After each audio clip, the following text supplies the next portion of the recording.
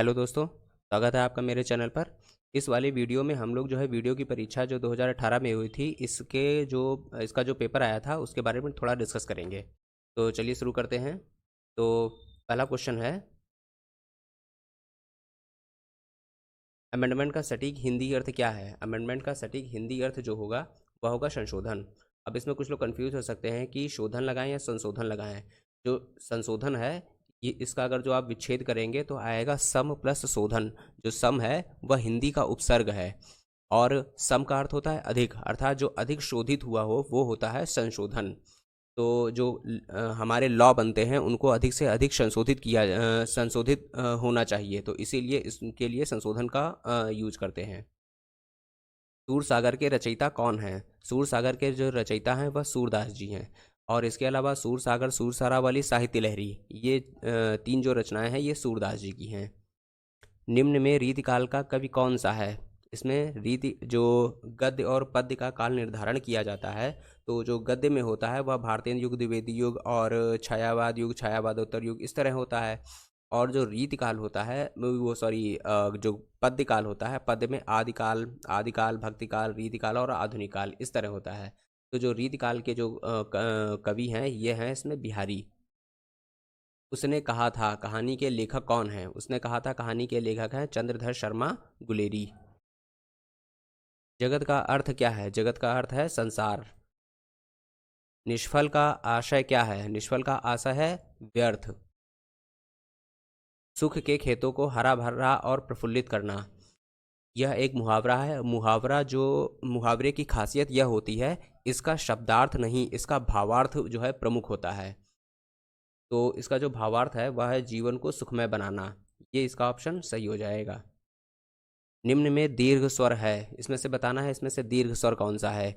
ई ए। अब कुछ लोग कंफ्यूज हो जाएंगे कि जो ई है और ये ए है दोनों दीर्घ स्वर लग रहे हैं, तो इसमें से कौन सा ऑप्शन सही होगा। लेकिन इसमें बात यह है कि जो ए है, ए और ए, ये दोनों जो है मिश्रित स्वर हैं। मिश्रित कहने का मतलब है ये जो है आ और ई से मिलकर बने हैं, और ये आ और बड़ी ई से मिलकर ए बने हैं। तो दीर्घ स्वर की अगर जो बात आएगी तो हम लोग ऑप्शन ई लगाएंगे। जो ई, बड़ी ई और बड़ू ऊ है ये जो है दीर्घ स्वर में आएंगे। और लघु स्वर में कौन से आएंगे? लघु स्वर में आएगा अ और ई और ऊ, ये तीन जो है लघु स्वर में आएंगे। और उसके बाद में जो ए ऐ ओ औ आता है वो मिश्र स्वर में आएंगे। अगला क्वेश्चन कौन सा है? निम्न में योग रूढ़ शब्द कौन सा है? योग रूढ़ शब्द वो होते हैं जिनका जो शब्द होते हैं वो तो यौगिक होते हैं, अर्थात दो चीज़ों से मिलके बने होते हैं, लेकिन जो उनका अर्थ होता है वह रूढ़ होता है, अर्थात उसके अलावा उनका दूसरा कोई अर्थ नहीं हो सकता। तो इसमें देखिए जो पीला है, पीला एक रूढ़ शब्द है, अर्थात जो लिखा है जो लिखा है वही उसका अर्थ ही है। उसके बाद में आता है पर, फिर दूध वाला, दूध वाला जो है एक यौगिक शब्द है। और इसमें आप इसके बाद देखिए जलज जो शब्द है, जलज है अर्थात ज प्लस जल, अर्थात जल में जन्म लेने वाला, जलज का अर्थ हो जाएगा कमल। तो ये वाला जो शब्द है ये यौगिक भी है क्योंकि दो शब्दों से मिलकर बना है, और रूढ़ भी है क्योंकि जलज का अर्थ केवल और केवल कमल ही लेना है। अगला क्वेश्चन, महोत्सव का सही संधि विच्छेद क्या होगा? महोत्सव का सही संधि विच्छेद क्या होगा? जो संधियों के प्रकार होते हैं वो स्वर संधि, व्यंजन संधि और विसर्ग संधि, इस तीन प्रकार के होते हैं। और स्वर संधियों में जो है दीर्घ संधि, गुण संधि, वृद्धि संधि, यण संधि और अयादि संधि आते हैं। अब देखिए महा प्लस उत्सव का अगर जो संधि विच्छेद किया जाएगा तो हो जाएगा महा प्लस उत्सव। तो इसमें जो है जो संधि आएगी वह आएगी गुण संधि, क्योंकि महा आया लास्ट में बड़ा आ, और उत्सव उ, और आ और उ मिलके जो है गुण संधि में बना देते हैं ओ। तो यहाँ पर क्या हो जाएगा? महा प्लस उत्सव। कौन सी संधि होगी इसमें? गुण संधि। बैलगाड़ी में समास कौन सा है? देखिए अगर जो क्वेश्चन सरल आएगा तो इस तरह पूछेगा कि कौन सा समास है। अगर जो कठिन आएगा तो पूछेगा कि जो है कर्मधारय, जैसे कि ये तत्पुरुष समास के जो भेद होते हैं, कर्म, संप्रदान, अपादान, ये सब, तो उस तरह से पूछेगा, तो उसमें थोड़ा सा जो है समझना पड़ता है। क्योंकि का के की रारेरी का के की इसमें भी आता है संबंध में भी, और का के की जो है जो शुरुआत का जो दूसरा है उसमें भी आता है। तो इसमें जो है जो बैलगाड़ी समास है इसका अर्थ हो जाएगा बैलों के लिए गाड़ी, अर्थात इसमें हो जाएगा तत्पुरुष समास। और तत्पुरुष समास में कौन सा समास होगा? संप्रदान। आगमन में उपसर्ग क्या है? आगमन में उपसर्ग बड़ा आ है। और ये जो आगमन है, जो आ उपसर्ग है, ये कौन सा है? ये संस्कृत का है, हिंदी का है, अरबी फारसी का, या अंग्रेजी का है? तो आ उपसर्ग हिंदी का उपसर्ग है, ये याद रखना है। और जो संस्कृत के उपसर्ग होते हैं वो होते हैं अति, अभि, सम, इस तरह के जो होते हैं, थोड़ी संस्कृत टाइप की जो है जो लैंग्वेज निकले, वो सारे होते हैं संस्कृत के आपके। तो उपसर्ग को पहचानना भी जरूरी है कि ये किस श्रेणी का है, और इसका क्वेश्चन आता ही आता है। अगला क्वेश्चन, निम्न में कौन सा शब्द विदेशी है? निम्न में कौन सा शब्द विदेशी है? टिकट, मध्य, मयूर, वचन। तो ये तो काफ़ी सरल क्वेश्चन है। टिकट, इसका मतलब देखिए जो शब्द आते हैं देशज, विदेशज और तुर्की, फारसी, तो इसमें जो तुर्की, जो अरबी और फारसी के जो शब्द रहते हैं इसी में कन्फ्यूजन होती है, तो इसको थोड़ा सा अच्छे से देखना पड़ेगा रीजन वाइज। निम्न में संज्ञा शब्द क्या है? इसमें देखिए हरा, पतला, सभा और गहरा, इसमें से कौन सा संज्ञा है? जो हरा है ये तो प्रॉपर्टी है, जैसे कि फूल हरा, पेड़ हरा है, तो जो है ये इसकी प्रॉपर्टी है, ये तो विशेषण हो गया। उसके बाद में पतला, ये भी विशेषण हो गया। गहरा, ये भी विशेषण हो गया। बचता है सभा। जो सभा है शब्द वह संज्ञा है। संज्ञा के कितने भेद होते हैं? संज्ञा के जो 5 भेद होते हैं उनमें से एक होता है समूहवाचक संज्ञा। जैसे कि गुच्छा है, चाबी का गुच्छा होता है, तो ये हो जाता है समूहवाचक संज्ञा। तो ये जो सभा हो जाएगी ये संज्ञा हो जाएगी। निम्न में सर्वनाम शब्द क्या है? जो संज्ञा के स्थान पर यूज किए जाते हैं वो सर्वनाम होते हैं। इसके जो है सर्वनाम के 6 भेद होते हैं। भेद कितने होते हैं इस पर क्वेश्चन आ चुका है, इसीलिए ये सारी चीज़ें देखनी जरूरी है कि कौन कितने प्रकार का होता है, शब्द कितने प्रकार के होते हैं, रचना के आधार पर कितने प्रकार के हैं और अर्थ के आधार पर, वैसे ही वाक्य कितने प्रकार के होते हैं। तो ये सारे जो नंबर हैं ये नंबर याद करने पड़ेंगे। तो जो सर्वनाम है, जो सर्वनाम मूल सर्वनाम है वो 11 होते हैं, 11 सर्वनाम होते हैं। और इसमें जो है जो पुरुषवाचक और उसके बाद में जो है निश्चय, अनिश्चय और संबंध, इस तरह करके 6 जो है आपके वो सर्वनाम के प्रकार होते हैं। और इसमें जो कौन है ये प्रश्नवाचक सर्वनाम है, जो कौन है ये प्रश्नवाचक सर्वनाम में आएगा। अगला क्वेश्चन, निम्न में विशेषण शब्द है। विशेषण शब्द क्या हो जाएगा? जो है जो किसी संज्ञा की विशेषता बताए। संज्ञा की विशेषता बताने वाला इसमें देखिए कौन सा है? देखिए कठोर, अगर जो केवल कठोर होता तो ये हो जाता विशेषण, और इसमें लग गया है ता, तो अब ये हो जाएगा संज्ञा। और कौन सी संज्ञा हो जाएगा? भाववाचक संज्ञा हो जाएगा।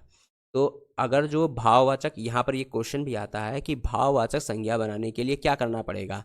विशेषण में प्रत्यय लगा देंगे तो ये बन जाएगा भाववाचक संज्ञा। अब इसमें देखिए उसके बाद में क्या है, हो गया घबराहट और लड़कपन, ये भी संज्ञा ही है। और आता है उचित। उचित जो है यह विशेषण है, जैसे कि उचित काम करना चाहिए। उचित काम की जो प्रॉपर्टी है वो क्या है? उचित। तो ये जो है उचित इसमें विशेषण हो जाएगा। अगला क्वेश्चन, जो देने योग्य है तो इसका हो जाएगा देय, और जो दिया गया है उसका क्या हो जाएगा? प्रदत्त। योग्य है और किया गया है, इन दोनों में थोड़ा सा अंतर होता है, ध्यान से क्वेश्चन करने वाला होता है, क्योंकि ये क्वेश्चन हमें आते हुए होते हैं और गलत हो जाते हैं। दिन और दीन शब्द युग्म का सही अर्थ क्या है? तो दिन का अर्थ तो जानते ही आप सब लोग, दिवस, और दीन का क्या अर्थ होता है? गरीब। यही वाला ऑप्शन सही हो गया।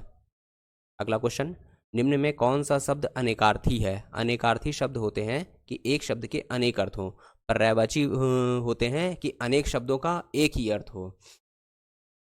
इसमें आता है देखिए साहस, पुस्तक, अंबर और बालक। जो अंबर शब्द है, अंबर शब्द के कई अर्थ होते हैं। इसका अर्थ एक कपड़ा होता है, एक होता है बादल। तो जो कपड़ा और बादल, इसके 2 अर्थ हो गए, तो यही शब्द क्या हो जाएगा? अनेकार्थी शब्द। इसमें अनेकार्थी शब्द में एक सारंग शब्द खूब पूछता है।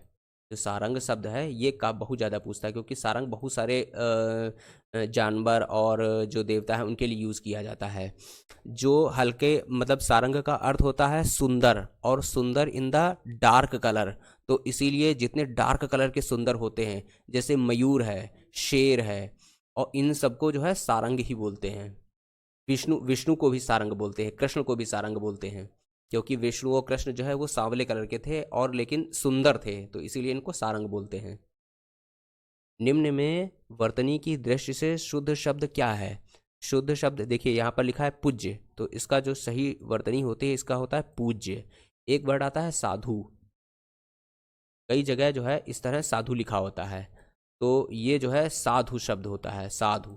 और इसी तरह एक वधु लिख के आता है, तो ये भी जो है बहुत लोगों से कंफ्यूज होता है। और एक सुई लिख के आता है, सुई और धागा आपने पिक्चर देखी होगी, तो उसमें देखिए सुई इस तरह लिखा था, जबकि ये वाला गलत है, ये बड़ी ई लगता है, सुई ऐसे इस तरह लिखा जाता है। तो इसमें से शुद्ध बताना है, तो शुद्ध शब्द जो हो जाएगा वो हो जाएगा परीक्षा। ये प्राण नहीं प्राण होगा, और ये परीक्षण नहीं परीक्षण होगा। देखिए जो अगर जो वर्तनी आपको अच्छे से याद करनी है, तो उपसर्ग और साथ में जो संधि है, इन दो चीज़ों का अच्छा ज्ञान होना चाहिए कि कौन सा उपसर्ग लगा के क्या परिवर्तन हो रहा है और किस संधि में क्या परिवर्तन हो रहा है। अगर जो इसका आपको ज्ञान है तो आपके शुद्ध शुद्ध शब्द कभी नहीं गलत होंगे। अगला क्वेश्चन, इसका प्रयोग सदैव बहुवचन में होता है। किसका प्रयोग सदैव बहुवचन में होता है? तो जो हमेशा पेयर में होते हैं, पेयर जैसे कि आंसू, और जो थोड़ा सम्मानीय होते हैं जैसे कि आपका या आपके, तो इस तरह से जो वर्ड होते हैं वो जो है हमेशा बहुवचन में यूज किए जाते हैं। तो और जो बहुत ज़्यादा इंपॉर्टेंट टाइप के होते हैं, तो जो दर्शन है, आपके दर्शन इसी तरह लिखा जाता है, कभी ये नहीं लिखा जाता है कि आपका दर्शन करना है। तो थोड़ा जो है मतलब थोड़ा गंदा टाइप का लग रहा है कि आपका भी कह रहे हो और आपका दर्शन, मतलब थोड़ा सम्मान का भाव ज़्यादा नहीं आ रहा है, तो सम्मान ज़्यादा देने के लिए जो है आपके दर्शन यूज़ किया जाता है, तो इसीलिए जो दर्शन वर्ड है ये बहुवचन में आ जाएगा। इसके अलावा आंसू हो गया, जो पतलून शब्द है, तो पतलून कभी पतलून में हमेशा जो है दो दो टांगे होती हैं, तो ये हमेशा बहुवचन में ही आएगा, कभी एक वचन में नहीं आ सकता। और इसके अलावा जो है प्राण है, ये भी हमेशा बहुवचन में आता है। होश है, होश भी हमेशा बहुवचन में आता है। निम्न में भूतकाल का उदाहरण है। भूतकाल का इसमें से उदाहरण कौन सा है? मैं जाता हूँ, ये तो हालांकि बहुत सरल है कि इसमें राम घर गया था, ये जो है इसमें जो है भूतकाल हो जाएगा। अब देखिए जो काल आते हैं, काल में जो है वर्तमान और भूत दोनों में एक जगह पर हैं लग जाता है, बस वहीं पर हम लोगों को कन्फ्यूजन हो जाती है।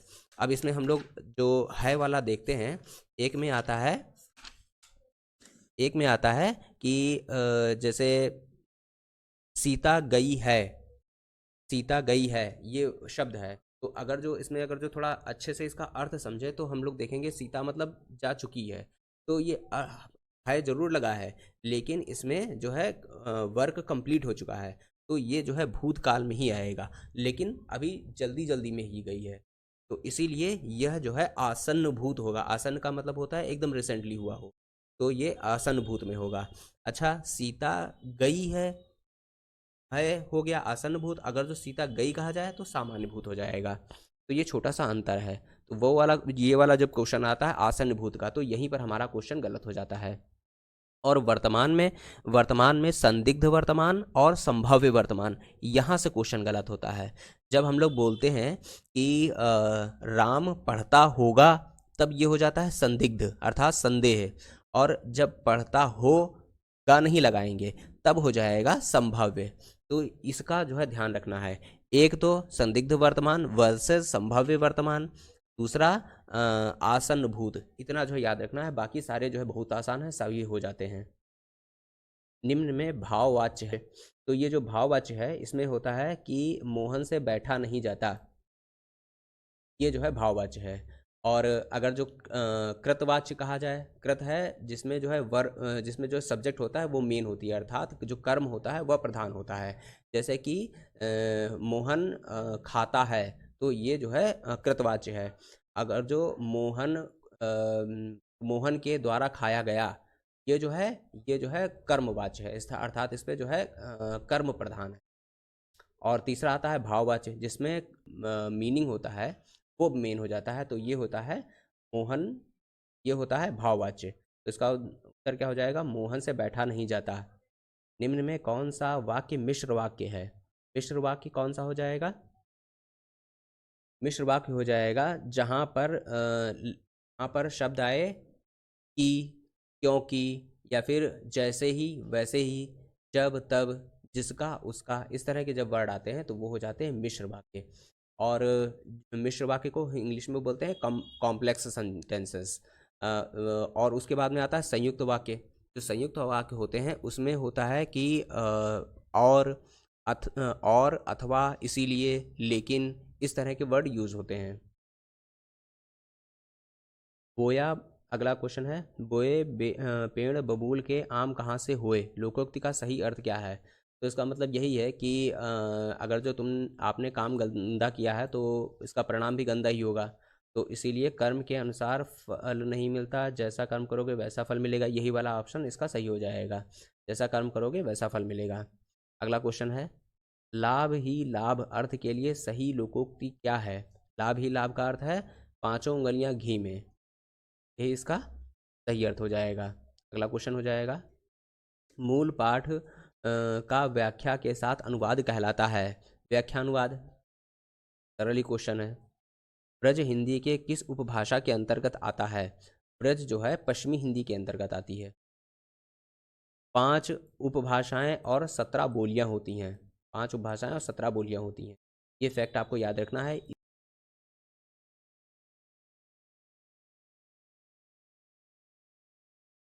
अगला क्वेश्चन है, उर्वशी किसकी काव्य रचना है? उर्वशी जो है वह जो है रामधारी सिंह दिनकर जी की काव्य रचना है। उर्वशी किसकी रचना हो जाएगी? रामधारी सिंह दिनकर। और अगला क्वेश्चन है, ये देखिए यहाँ पर पैसेज दिया हुआ है, तो पैसेज आप लोग देख लीजिए, मैं स्क्रॉल किए दे रहा हूँ। ये क्वेश्चन पैसेज पर आधारित है। ये है तो, हाँ ये आ गया क्वेश्चन। निम्न में अंतस्थ व्यंजन कौन सा है? अंतस्थ व्यंजन कौन सा है? या, रा, ला, वा, ये जो है अंतस्थ व्यंजन में आते हैं। तो वाह हो जाएगा, ये हो जाएगा अंतस्थ व्यंजन। और ऊष्म व्यंजन जो होता है वो श, ख, सा, ह, ये जो है ऊष्म व्यंजन होते हैं। 3 प्रकार के व्यंजन होते हैं। एक स्पर्श व्यंजन, स्पर्श व्यंजन में का से, का, खा और ये सारे आते हैं, कंठ, तालव्य भी, मूर्धन्य और ओष्ठ और दंत। और उसके बाद में अंतस्थ व्यंजन, और फिर आता है आपका ये वाला अंतस्थ व्यंजन है, उसमें श, ख, स, हा, ये वर्ड आ जाते हैं। अगला क्वेश्चन, निम्न में अल्प प्राण व्यंजन कौन सा है? अल्प प्राण अर्थात जिसमें प्राण का मतलब होता है वायु, अर्थात जिसमें हवा कम निकले, वो हो जाते हैं अल्प प्राण। और जिसमें हवा ज़्यादा निकलती है वो हो जाते हैं महाप्राण। तो जो ख है, देखिए ख, इसमें हवा कम निकल रही है। अगर जो गा ऐसे बोलेंगे तो इसमें हवा ज़्यादा निकल रही है। घा, इसमें भी ज़्यादा निकल रही है। ठा, इसमें भी ज़्यादा निकल रही है। तो ये जो ख है ये जो है अल्प प्राण है। अब जो स्पर्श व्यंजन वाला जो कॉलम है, अगर जो उसको देखेंगे आप लोग, तो इसमें पहला हटा के दूसरा और चौथा और पांचवा, ये वाले जो वर्ड आते हैं वो महाप्राण, वो अल्प प्राण हो जाते हैं। निम्न में घोष वर्ण कौन सा है? घोष वर्ण अर्थात घोष का अर्थ होता है वाइब्रेशन, तो जिसमें वाइब्रेशन होता है वो घोष आते हैं। जो स्पर्श व्यंजन वाला जो कॉलम है उसमें पहला और दूसरा जो होते हैं वो जो है अघोष होते हैं। उसके बाद सारे जो है वर्ड वो घोष होते हैं। तो इसमें देखिए चा, छा, जा, जा जो वर्ड है ये जो है घोष में आता है। अब इसमें देखिए का फर्स्ट में आ जाएगा, चा भी फर्स्ट में आ जाएगा, त भी फर्स्ट में आ जाएगा। तो ये सारे क्या हो जाएंगे? अघोष, अर्थात इसमें वाइब्रेशन नहीं है। च जो है वो जो है घोष है, इसमें वाइब्रेशन है। अगला क्वेश्चन, निम्न में ओष्ठ वर्ण कौन सा है? ओष्ठ अर्थात ऊँट से बोला जाने वाला।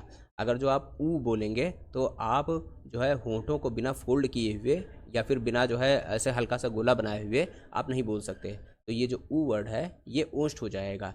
ये आ और आ ये कंठ हैं। और ई जो है यह आपका जो है तालव्य में आता है। रसोइया में प्रत्यय क्या है? रसोइया में कुछ लोग जो है इसमें या प्रत्यय लिख सकते हैं, लेकिन अगर जो आप प्रत्यय वाला अगर जो चैप्टर देखेंगे तो उसमें 2 प्रकार के प्रत्यय बताए गए हैं, एक कृत प्रत्यय, एक तद्धित प्रत्यय। और कहीं पर भी यह प्रत्यय लिखा ही नहीं गया है। इसका मतलब है कि यह जो है वो प्रत्यय नहीं होता है, यह प्रत्यय आपका कभी नहीं आएगा। पूरा प्रत्यय आएगा इया जो है आपका प्रत्यय है। निम्न में कौन सा शब्द तत्सम है? तत्सम कौन सा? तत्सम होता है संस्कृत के आपके जो शब्द होते हैं वो आपके तत्सम कहे जाते हैं। और जो थोड़ा जो है गंवारूपन लिए रहते हैं, आम बोलचाल की भाषा में होते हैं, वह जो है तद्भव शब्द कहे जाते हैं। जैसे कि गधा है, गाय है, घर है, ये सब आम बोलचाल की भाषा में है। ये जो है ये तत्सम नहीं है। ये वाला जो क्षेत्र है, ये वाला तत्सम है। अगर जो क्षेत्र का तद्भव कहा पूछा जाए तो इसका हो जाएगा खेत। गधा का तत्सम क्या हो जाएगा? गर्दभ। गाय का गौ। घर का गृह। अगला क्वेश्चन, निम्न में कौन सा शब्द तद्भव है?